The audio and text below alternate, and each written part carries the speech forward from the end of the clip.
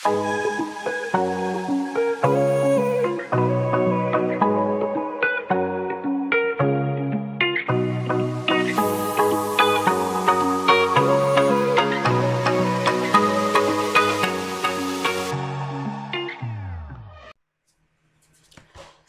warahmatullahi wabarakatuh.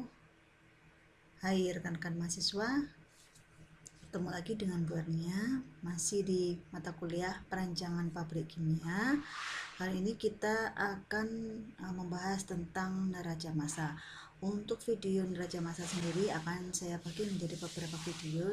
Jadi ini adalah video neraca massa untuk bagian yang pertama. Kita masuk di overview neraca massa. Jadi kalau pembahasan tentang neraca massa sendiri itu sudah kalian dapatkan pada perkuliahan sebelumnya ya, di Asas Teknik Kimia atau ATK. Itu kalian sudah banyak sekali berkecimpung dengan neraca massa. Nah, untuk pada mata kuliah perancangan pabrik ini saya hanya mereview saja dari materi neraca massa sebelumnya. Kalau kita lihat, neraca massa itu adalah suatu perincian dari jumlah bahan-bahan yang masuk, keluar, dan terakumulasi di dalam sebuah sistem. Nah, bisa kita gambarkan seperti gambar ini ya. Di samping kanan ini merupakan suatu sketsa neraca massa dari suatu sistem.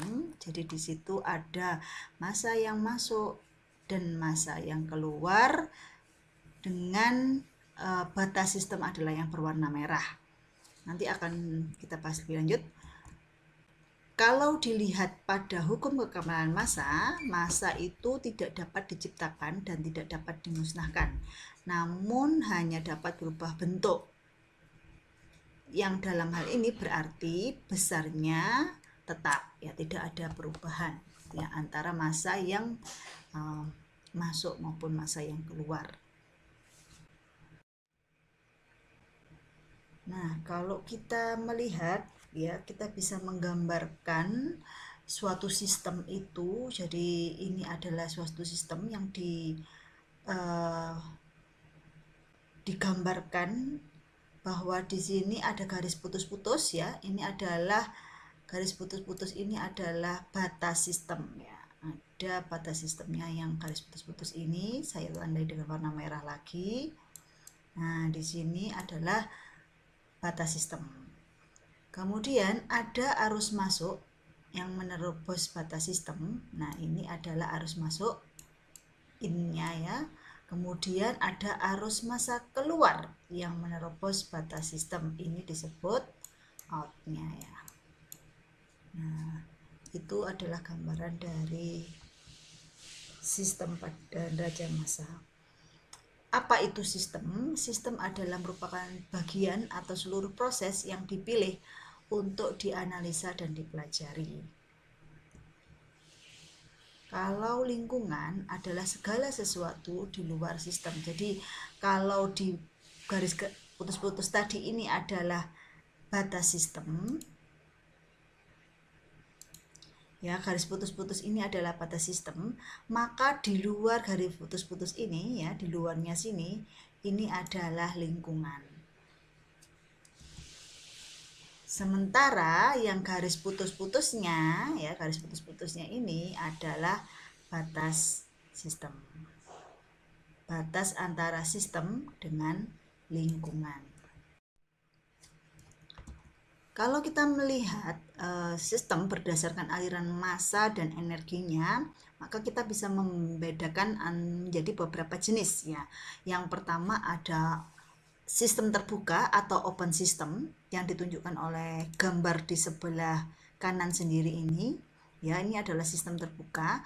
Kemudian ada sistem tertutup atau closed system, dan yang di paling kiri sendiri ini adalah sistem terisolasi atau isolated system. Nah, bagaimana perbedaan antara ketiga sistem ini bisa kita jelaskan. Kita lihat dulu yang di sistem terbuka ya, yang di gambar sebelah kanan ini. Di sini warna biru itu menunjukkan adanya perpindahan massa sedangkan warna merah itu menunjukkan perpindahan energi. Nah, di sini kalau pada sistem terbuka itu ada perpindahan massa dan juga ada perpindahan energi ya, ada perpindahan massa dan juga perpindahan energi dari sistem ke lingkungan atau dari lingkungan ke sistem yang menerobos batas sistem ya. Jadi batas sistem ini kan ditunjukkan oleh yang warna lingkaran warna biru ini ya. Ini adalah batas sistem. Nah, ini ada yang menerobos ya. Yang merah ini adalah aliran perpindahan energi, sedangkan yang biru ini adalah perpindahan massa. Di sini kita lihat tanda arah panahnya itu keluar dan masuk ya. Berarti ada yang keluar dari sistem dan ada yang masuk ke dalam sistem. Seperti itu untuk sistem terbuka. Sedangkan kalau kita lihat yang di sebelah tengah ini ya, gambar yang tengah ini adalah untuk sistem tertutup ya. Bedanya kalau pada sistem tertutup itu yang warna biru atau perpindahan massa itu tidak terjadi perpindahan massa ya. Ini terlihat dengan ada garis ada tanda panah menuju ke sistem, tetapi ada batasnya ini ya, ada batas, artinya tidak bisa menerobos sistem. Jadi tidak ada perpindahan massa pada sistem tertutup. Sedangkan kalau yang berwarna merah adalah perpindahan energi, di sini ada perpindahan energi yang menerobos batas sistem. Nah, tandanya ada dua ya, arah panahnya. Jadi ada yang masuk, ada yang keluar. Jadi bisa terjadi perpindahan energi yang masuk ke dalam sistem maupun keluar dari dalam sistem. Itu untuk sistem tertutup. Sedangkan untuk sistem terisolasi ya, sistem terisolasi adalah yang sebelah kiri sendiri ini ya. Di sini kita lihat ya, tidak ada perpindahan baik massa maupun energi yang menerobos batas sistem. Ini kan diperlihatkan dengan adanya batas gitu ya. Jadi ada tanda panah masuk baik itu pada energi maupun massa, tetapi tidak bisa menerobos batas sistem. Artinya tidak ada perpindahan baik itu perpindahan massa maupun perpindahan energi yang menerobos batas sistem. Nah, itu adalah perbedaan antara sistem terbuka, sistem tertutup, dan sistem terisolasi. Selanjutnya, apa sih tujuan dari kita menghitung neraca massa itu? Yang jelas, perhitungan neraca massa itu biasanya digunakan untuk mencari kondisi optimum dari operasi, ya, mencari kondisi optimum dari operasi. Artinya kalau kita tahu neraca massanya, kita bisa mengkondisikan kondisi yang teroptimum pada pengoperasian itu seperti apa.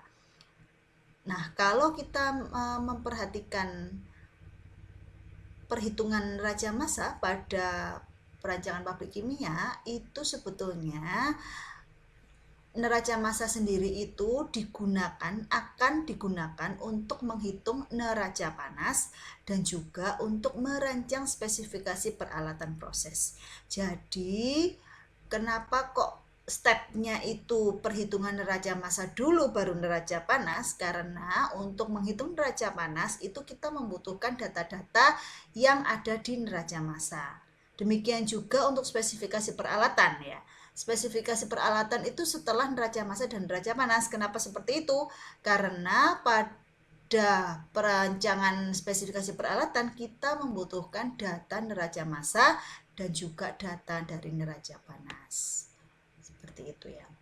Lalu bagaimana penggambaran neraca massa itu sendiri? Ada 3 bentuk ya, ada blok diagram neraca massa, ada flowsheet neraca massa, dan ada flow diagram neraca massa. Ketiga-tiganya bisa digunakan untuk menggambarkan perhitungan neraca massa ya. Kemudian untuk persamaan neraca massa ya, ini sudah pastinya kalian sudah dapatkan di mata kuliah ATK gitu ya.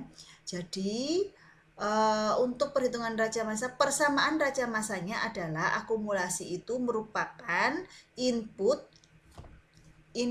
dikurangi output ditambah generation dikurangi consumption ya. Ada input dikurangi output ditambah generasi dikurangi konsumsi, itu adalah akumulasi. Nah, apa itu input? Input itu aliran yang masuk ke dalam sistem ya. Input itu adalah aliran yang masuk ke dalam sistem, sedangkan output adalah aliran yang keluar dari sistem. Generasi itu terbentuk karena adanya reaksi, dan konsumsi itu digunakan selama reaksi. Jadi kalau ada reaksi di situ pasti ada generasi dan ada konsumsi ya. Nah, akumulasi itu menunjukkan perubahan yang terjadi di dalam sistem. Total massa bahan yang masuk ke dalam suatu proses haruslah sama dengan total massa yang keluar dari proses ditambah dengan akumulasi di dalam proses apabila terdapat akumulasi ya. Jadi persamaan raja massa itu menunjukkan total massa, biasanya kita menyebutkannya massa yang masuk adalah sama dengan massa yang keluar. Itu jika tidak terjadi akumulasi. Tetapi jika terdapat akumulasi, maka akumulasinya harus diperhitungkan. Ada generasi, ada konsumsi ya. Nah, kalau di dalam industri kimia itu jenis proses bisa kita bedakan menjadi beberapa jenis ya. Ada yang kita sebut dengan proses batch ya. Proses batch itu apa?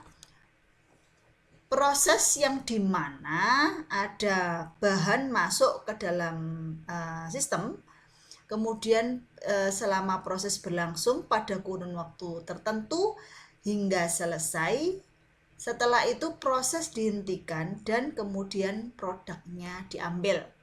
Jadi selama proses tidak ada aliran bahan masuk atau keluar dari proses ya. Kita bisa menggambarkan seperti ini. Jadi ini adalah proses batch, di mana di sini ya sistemnya kan yang ini ya, lingkaran ini sistemnya. Nah, kalau pada proses batch itu bahan masuk ya. Kita melihat di sini ada bahan masuk ya. Bahan masuk ke dalam sistem ya, menerobos sistem. Oke, kemudian proses berlangsung. Tetapi selama proses berlangsung ini tidak ada bahan yang masuk kembali ya. Jadi bahan itu hanya masuk pada saat awal, kemudian terjadi proses dalam kurun waktu tertentu hingga selesai. Selesai artinya dihasilkan produk.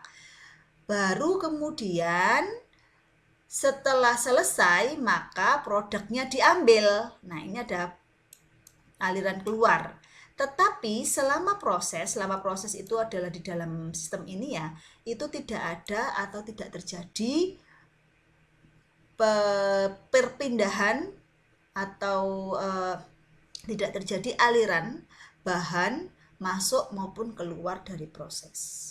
Ya, itu adalah untuk proses batch ya. Kita lihat di sini itu ada valve-nya ya. Artinya ini diatur. Ketika kapan itu valve-nya terbuka, bahan masuk. Ketika kapan valve-nya yang di bawah ini terbuka, bahan keluar. Jadi tidak setiap saat itu bahan masuk dan bahan keluar, tetapi hanya pada kondisi tertentu di awal, kemudian terjadi proses. Setelah proses selesai baru produk dikeluarkan. Nah, pada saat terjadi proses ini tidak ada aliran bahan yang masuk dan keluar dari proses. Itu adalah untuk proses batch. Kemudian ada proses continue. Nah, ini bedanya dengan proses batch adalah pada proses continue selama proses itu bahan masuk secara terus-menerus sampai dihasilkan produk. Jadi ada aliran masuk dan keluar dari proses selama terjadinya proses itu secara terus-menerus atau continue. Sehingga di sini akumulasinya sama dengan 0 pada keadaan steady state. Ya, nah ini bisa kita gambarkan seperti ini. Jadi kalau di sini tuh tidak ada valve, jadi massa masuk itu ke dalam sistem itu secara kontinu, keluar ke dalam sistem juga secara kontinu. Jadi selama proses terjadi di sini, misalkan kalau di sini, kalau pada proses batch tadi misalkan prosesnya terjadi selama 1 jam misalkan. 10 menit pertama bahan masuk, berarti itu belum termasuk 1 jam. Kemudian 1 jam kemudian terjadi proses, kemudian 10 menit berikutnya produk keluar. Artinya total waktunya di sini ada prosesnya sendiri selama 1 jam, kemudian bahan masuk, bahan keluarnya 20 menit ya. Nah, ini selama proses tidak terjadi aliran bahan masuk, tetapi kalau pada proses kontinu ya, selama 1 jam itu ya ini terus terjadi aliran massa masuk ke dalam proses maupun keluar dari proses. Itu adalah untuk proses kontinu. Neraca massa itu bisa terdiri dari 2 jenis ya, kita bisa membedakannya menjadi 2 jenis. Yang pertama adalah neraca massa tanpa reaksi kimia, dan yang kedua adalah neraca massa dengan reaksi kimia. Nah, kedua jenis ini masing-masing ada yang beroperasi secara steady state dan unsteady state. Ya. Apa itu steady state dan unsteady state, saya rasa semuanya sudah pada paham ya, karena ini sudah banyak sekali mata kuliah sebelumnya yang membahas tentang steady state dan unsteady state. Kemudian kita akan membahas satu persatu. Yang ini adalah neraca massa tanpa reaksi kimia. Jadi pada neraca massa tanpa reaksi kimia tidak ada perubahan massa bahan masuk dan keluar, tetapi jumlah komponennya bisa berkurang dan konsentrasinya juga dapat berubah. Sebagai contoh, misalkan kita punya ini suatu sistem ya, di mana kita punya input A di sini, kemudian keluarnya adalah sebagai B dan C ya. Ini gambaran untuk proses evaporasi harusnya ya. Jadi di sini kita punya feed A, kemudian ada pemanasan di sini menggunakan steamnya masuk ke dalam sistem, kemudian keluar setelah terjadi digunakan untuk memanaskan, maka keluarnya sebagai kondensat. Nah, pada saat proses pemanasan ini, karena adanya proses pemanasan oleh steam, maka ada bagian yang berupa vapor keluar sebagai B, kemudian ada bagian yang berupa concentrated liquid yang kita simpulkan dengan C di sini. Nah, kalau kita mau meninjau neraca massanya, jadi di sini berarti ada laju alir massa A sebagai inputnya ya, sama dengan laju alir massa B ya, di sini adalah B, dan laju alir massa C, ada C di sini. A adalah bahan yang mengandung komponen utama dan air ya. Misalkan kalau kita misalkan di sini ada larutan MgCl2, MgCl2 itu terdiri dari MgCl2 sendiri ditambah dengan air. Kemudian kalau B-nya adalah vapornya, dalam hal ini yang teruapkan adalah air, serta yang C ini adalah bahan yang mengandung komponen utama yaitu MgCl2 yang konsentrasinya tentu saja meningkat ya, meningkat dibandingkan dengan feed yang masuk A dalam hal ini ya. Nah, sedangkan yang B ini 100% adalah air.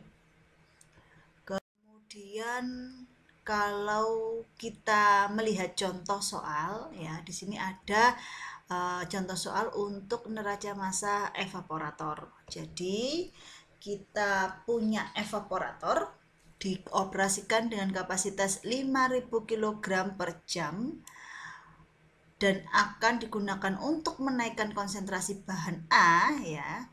Jadi di sini ada feed A sebesar 80%, bahan A dan 20%-nya berupa air H2O. Kemudian diproses di dalam evaporator, suhunya 132 derajat Celcius, tekanannya 150 mm Hg. Kemudian di sini ada evaporatornya, kapasitasnya 5000 kg per jam. Nah, aliran keluar ke atas ini adalah H2O yang teruapkan ya. Kemudian di aliran yang bawah ini adalah produknya ya, produk liquidnya, di mana bahan A naik konsentrasinya menjadi 99,7%, sedangkan H2O-nya tinggal 0,3%, karena di sini sudah terjadi proses evaporasi H2O yang terkandung di dalam bahan A dari feed ya. Nah, yang diminta adalah Anda diminta untuk membuat neraca massanya. Dari contoh soal tadi ya, kita bisa menggambarkan seperti gambar yang di sebelah kiri. Jadi di sini ada evaporator. Aliran satu ini adalah aliran bahan masuk ke dalam evaporator. Terdiri dari bahan A dengan konsentrasi 80%, kemudian H2O-nya 20%. Sedangkan aliran keluarnya adalah aliran 2 dan aliran 3 ya. Aliran 2 ini yang menuju ke alat berikutnya, bahan A dengan konsentrasi 99,7%, sedangkan H2O-nya menurun menjadi 0,3%. Dan aliran ketiganya adalah aliran menuju ke ejektor, terdiri atas H2O saja. Nah, untuk menghitung neraca massanya, berarti kita perlu mengambil basis operasinya adalah 100 kg per jam. Dari basis 100 kg per jam, maka kita bisa menghitung massa bahan A pada aliran 1. Berarti kan di sini ada bahan A-nya 0,8%, 80% atau 0,8 dikalikan dengan 100 kg per jam, maka kita dapatkan nilai massa A di aliran 1 adalah 80 kg per jam. Sedangkan H2O ya, H2O pada aliran 1 ini kan 20%. 20% kalau kita kalikan dengan basis 100 kg per jam, maka ketemunya adalah 20 kg per jam. Ya. Kita sudah dapat massa bahan pada aliran 1. Kemudian kita bisa menghitung massa bahan pada aliran 2 dan aliran 3. Karena bahan A itu masuknya di aliran 1 saja dan keluarnya hanya di aliran 2 saja, maka selama proses tidak terjadi akumulasi, tidak terjadi perubahan karena di sini tanpa adanya reaksi, maka kita bisa menghitung bahwa bahan A di aliran 2 itu sama dengan bahan A pada aliran 1. Berarti di sini adalah 80 kg ya. 80 kg per jam. Sedangkan ya pada aliran 2 ini H2O-nya berapa? H2O-nya bisa kita hitung dari ya, di sini kan kandungan H2O pada aliran 2 kan 0,3% ya. Nah, kita bandingkan 0,3 dibagi dengan 99,7 ini adalah bahan A, karena kita yang diketahui adalah massa dari bahan A, maka kita bandingkan 0,3 dibagi 99,7 dikalikan dengan massa bahan A yang ada pada aliran 2 adalah sebesar 80, maka ketemunya adalah 0,24 kg per jam. Itu untuk H2O pada aliran 2 ya. Jadi kita dapatkan pada aliran 2 itu massa A 80 kg dan massa massa H2O-nya adalah 0,24 kg per jam. Oke, berarti kita sudah dapat di aliran 1 dan aliran 2. Sekarang tinggal di aliran 3. Nah, untuk menghitung H2O yang keluar dari aliran 3, maka kita bisa menggunakan persamaan neraca massa tadi. Jadi H2O pada aliran 3 berarti kan H2O pada aliran 1 dikurangi dengan H2O pada aliran 2. Ya kan? Jadi di sini 20 ya. Untuk aliran 1 H2O-nya ada 20 kg. Kemudian untuk aliran 2-nya tadi ketemunya adalah 0,24 ya. Di sini ada 0,24. Maka kita dapatkan nilai 19,76 untuk aliran untuk H2O pada aliran 3 ya. Nah, itu adalah perhitungan massa pada aliran 1, 2 maupun 3.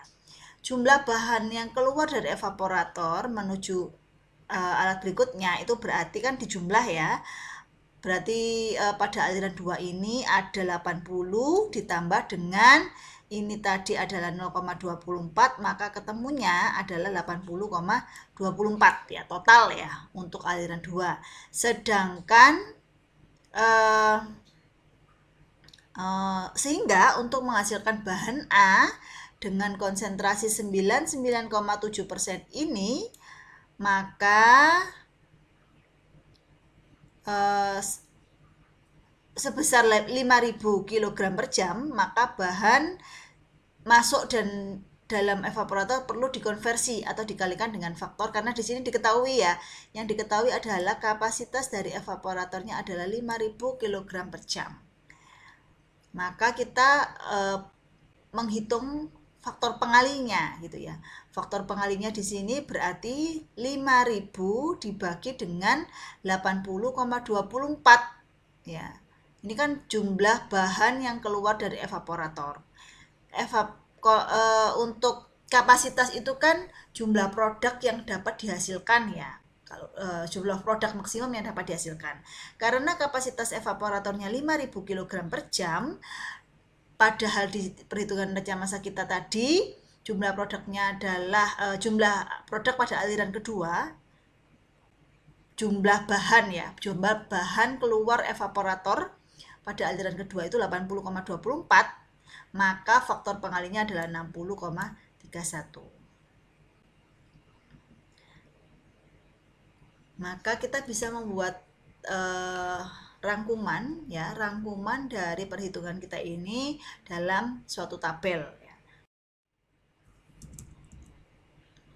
Nah, di sini kita bisa membuat tabel neraca massa bahan awal pada evaporator dengan basis 100 kg per jam. Jadi kalau kita membuat tabel ya, kalau kita menghitung neraca massa, biasanya kita akan membuat blok diagramnya dulu ya, diagram alirnya bagaimana, sistemnya seperti apa ya. Kalau di sini kan kita gambarkan di sebelah kiri ini, jadi ada bahan A masuk aliran 1, kemudian bahan yang terdiri dari 80% bahan A dan H2O-nya 20%, kemudian pada aliran 2-nya 99,7%, dan H2O-nya 0,3%, dan aliran ketiganya yang menuju ejector ini adalah H2O saja 100%. Nah, kita bisa menabelkan di sini, membuat tabelnya di sini. Jadi yang di dalam tabel itu kita menuliskan aliran masuknya apa, kemudian aliran keluarnya apa. Di sini ada komponen dan laju alirnya berapa. Ini dari hasil perhitungan tadi ya, dari hasil perhitungan tadi. Kalau kita menggunakan Excel, biasanya kita langsung bisa menuliskan menghitungnya itu sekalian di Excelnya gitu ya. Kita tidak perlu berulang kali gitu menghitung dahulu kemudian menulis tabelnya, tetapi langsung bisa digunakan di tabel Excel ini, dimasukkan rumusnya gitu ya untuk perhitungannya, kemudian kita langsung bisa mendapatkan hasilnya. Jadi di sini ada aliran 1 ya, biasanya akan dituliskan aliran 1 itu aliran apa gitu ya. Ini adalah aliran dari purifikator. Jadi biasanya akan dituliskan alatnya itu apa, dari mana ke mana gitu ya. Kalau ini adalah dari purifikator yang masuk ke evaporator. Karena ini adalah aliran masuk dan keluar, berarti kalau yang masuk itu dari mana gitu ya, dari alat apa, kemudian yang keluar itu mau ke alat apa gitu ya. Jadi di sini ada aliran masuknya aliran 1 dari purifikator. Nah, komponennya apa saja? Ada A, laju alirnya 80 kg per jam, dan H2O laju alirnya 20 kg per jam. Kemudian aliran keluarnya adalah ke alat berikutnya. Ini mungkin kurang spesifik ya, tetapi setidaknya kalian paham ya bahwa di sini adalah aliran kedua, di mana aliran kedua ini akan menuju ke alat berikutnya. Nah, di sini ada komponennya adalah A 80 kg per jam karena tadi sama ya antara aliran 1 dengan aliran kedua untuk A-nya. Kemudian H2O-nya sebesar 0,24 kg per jam berdasarkan perhitungan tadi ya yang sudah saya jelaskan sebelumnya. Kemudian aliran keluar yang berikutnya adalah aliran ketiga yang menuju ke ejektor. Komponennya apa? Komponennya hanya H2O saja. Menurut perhitungan besarnya adalah 19,76. Nah, kemudian di akhir tabel neraca massa ini harus biasanya dituliskan totalnya supaya kita tahu apakah neraca massa kita itu balance apa tidak antara massa yang masuk dengan massa yang keluar. Jadi di sini kita total neraca untuk di massa masuknya itu 100 kg per jam totalnya, dan untuk aliran keluarnya 100 kg per jam juga. Artinya neraca massa kita sudah balance ya, sudah sama. Tadi kita sudah menghitung faktor konversinya adalah sebesar 60,31 ya. Nah, karena kita punya kapasitas dari evaporatornya sebesar 5.000 kg per jam, sedangkan kita tadi mengambil basisnya 100 kg per jam, maka kita perlu mengkonversi. Neraca massa bahan setelah dikonversi pada evaporator itu bisa dilihat pada tabel ini. Jadi di sini untuk aliran masuknya, aliran 1 dari purifikator itu setelah dikalikan, jadi tadi hasilnya adalah 80 kg per jam ya, untuk A-nya 80 kg per jam, kemudian kita kalikan dengan konversinya 60,31 ini, maka didapatkannya 4824,8 gitu ya. Kemudian untuk H2O-nya sendiri itu tadi 20 kg per jam dikalikan dengan faktor konversinya 60,31, maka didapatkan nilai 1206,2 ini.